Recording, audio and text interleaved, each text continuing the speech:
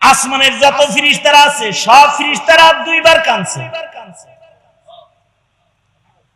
কখনো কখনো একটা বাড়ির মানুষ সবাই কাঁদে, বাড়িতে মানুষ মরে যায় তো ওই বাড়ির সবাই একসাথে কাঁদে দেয়।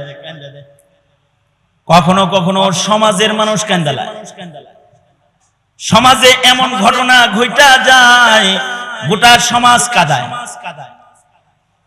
কখনো কখনো এমন ট্র্যাজেডি এসে যায় যে জেলা কান্দালায়, একটা জেলার মানুষ শোকার্ত হয়ে যায়। কখনো কখনো এমন ঘটনা ঘটে যায় যে দেশ কান্দা ফেলায়, দেশের মানুষের চোখে পানি এসে যায়। কিন্তু পৃথিবীর মাটিতে এমন কিছু ঘটনা ঘটছে খালি ইনসান মাখলুকাত কান্দে নাই, আসমান কাঁদছে, জমিন কাঁদছে, আল্লাহর সব তারা একসাথে কাঁদছে। সকল ফেরেশতারা কান্না শুরু করে দিয়েছে। এমনকি আরশ কান্দে করে যে ফেরেশতারা দাঁড়ায় রয়েছে তারাও জমিনের দিকে তাকায় কান্না শুরু করে দিয়েছে। আসমানের সব ফেরেশতারা কাঁদছে দুইবার। আকাশের যত ফেরেশতারা আছে সকল ফেরেশতারা একসাথে চিৎকার করে হাউমাউ করে কেঁদে দিয়েছে দুইবার। কয়বার? একবার আসমানের সব ফেরেশতারা কেঁদেছে যখন মুহাম্মাদুর রাসূলুল্লাহ সাল্লাল্লাহু আলাইহি ওয়াসাল্লাম তায়েফে গেছেন আর অসহায় হয়েছেন। আল্লাহর রাসূল দ্বীনের দাওয়াত দেওয়ার জন্য তায়েফে চলে গেছেন।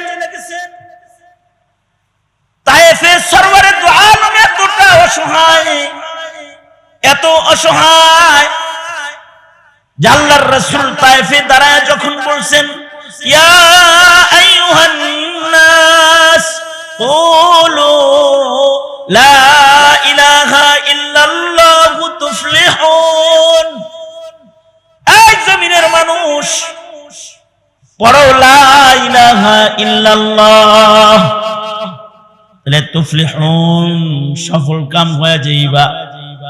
আল্লাহর রাসূল কালেমার দাওয়াতটা খালি মুখ দিয়ে বাইর করছে।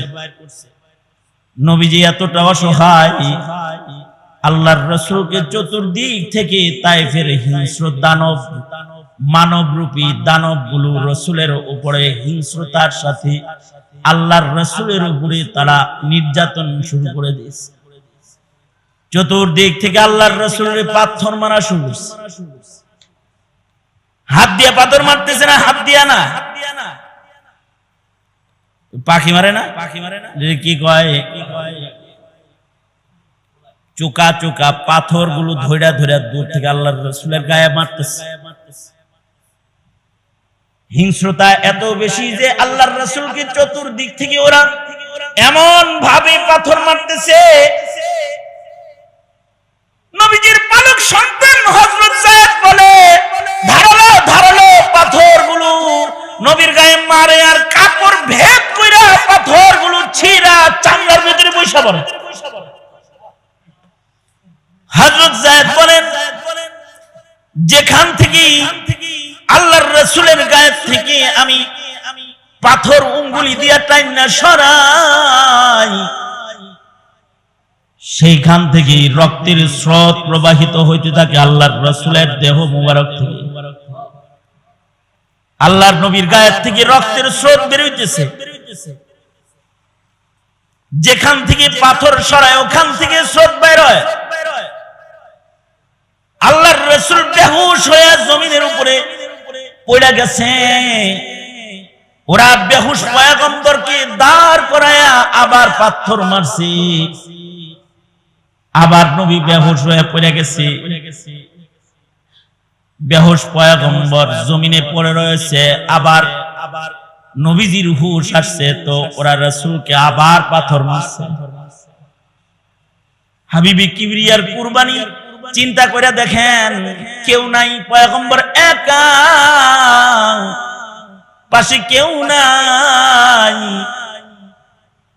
আল্লাহর রাসূলকে এমন নির্যাতন ওরা করতেছে। আল্লাহর রাসূল যখন বেহুশ হয়ে পড়ে গেছে, একটা কাফেরের দিলের ভিতরে এই রক্ত দেখা মায়া লেগে গেছে। পয়গম্বরের গায়ে খুন ঝরতেছে, এটা দেখা কাফেরের দিলের ভিতরে মায়া লেগে গেছে। কাফের তার গোলামকে বলে, এই গোলাম যা, মুহাম্মদ মরে না যায়, যা তার একটু পানি পান করা, ঠান্ডা পানি পান করা। একদিক দিয়ে নবীর খুন ঝরতেছে, নির্যাতিত পয়গম্বর এই প্রচন্ড গরমে মরু প্রান্তরে পাথরের দেশে তায়েফের পরে চতুর্দিক থেকে পাথরের আঘাতে ক্লান্ত বেহুশ পয়গম্বর, পানি নিয়ে গোলাম হাজির হয়েছে। এমন মজলুম হালতে আল্লাহর রাসূল পানি পান করতেছে। নবীজির দয়া হয়ে গেছে যে পানি নিয়ে আসছে তার উপর। তারে বলেন, কে তুমি, কি তোমার নাম, কই তোমার ঘর? আগন্তুক বলে, আমি নেনুয়ার বাসিন্দা। কথাটা বলতে আল্লাহর রাসূল বলে, নেনুয়া এ তো আমার ভাইয়ের এলাকা, ওখানে পয়গম্বর ইউনূস আমার ভাই। কোথায় নেনুয়ার, কোথায় তায়েফ, মক্কা, তার খবর আপনার কাছে? আল্লাহর রাসূল বলে, ভাইয়ের খবর ভাইয়ের কাছে থাকবে না তো কার কাছে থাকবে? খবর তো আমার না, খবর দেয় স্বয়ং আল্লাহ। আমার ভাইয়ের এলাকা, তুমি আমার ভাইয়ের এলাকার লোক। নবীর মুখের এই শব্দ উচ্চারণ হওয়ার সাথে সাথে গোলাম বলে, এমন সত্যবাদী কোনোদিন মিথ্যা হতে পারে না, আমি কালেমা পড়ে ফেললাম। একদিক দিয়ে নবীর রক্ত ঝরতেছে, আর একদিক দিয়ে কাফের মুসলমান হইতেছে।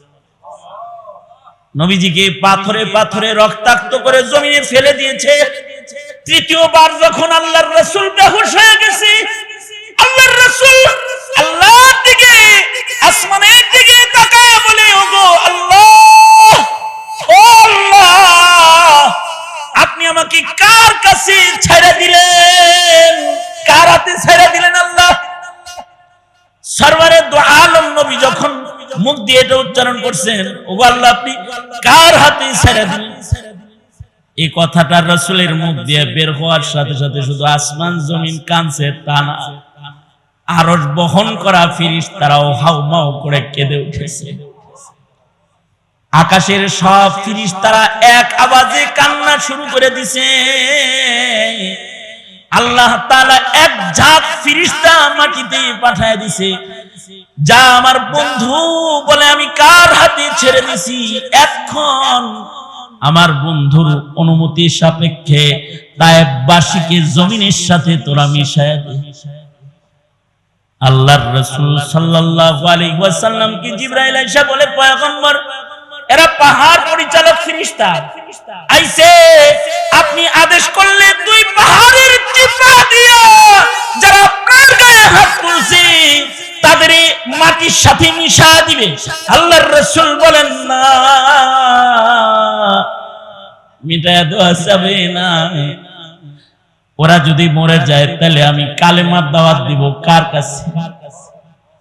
আল্লাহর রাসূল দুহাত তুলে আল্লাহকে বলে, ওগো আল্লাহ, ওরা বুঝে না, ওগরে মাফ করে দাও।